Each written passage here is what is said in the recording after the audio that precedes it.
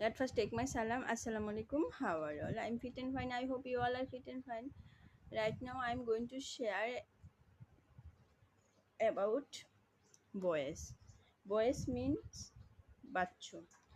Boys is the form of a verb that shows whether the subject does or receives the action.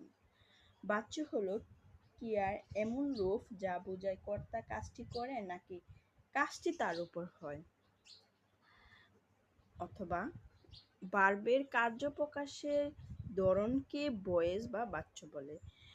অর্থাৎ voice হচ্ছে verb এর গঠন দ্বারা subject নিজে কিছু করে অথবা অন্যের কাজ তার উপর এসে পড়ে তা বোঝায়। There are two types of voice. One, active voice, কর্তৃবাচ্য। Two, passive voice বা কর্মবাচ্য।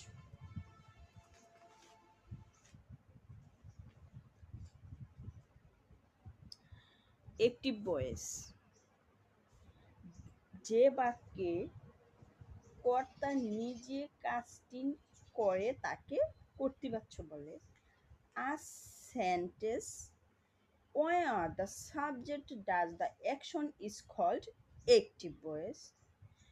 এবং যে বাক্যে কর্তা নিজে কাজটি করে না বরং অন্যের কাজ তার উপর এসে পড়ে তাকে কর্মবাচ্য বলে। A sentence where the subject receives the action is called passive voice.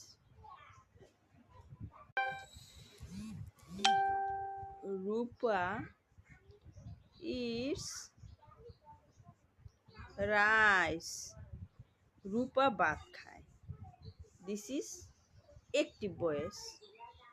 But rice is eaten by রূপা. রূপা দ্বারা ভাত খাওয়া হয়।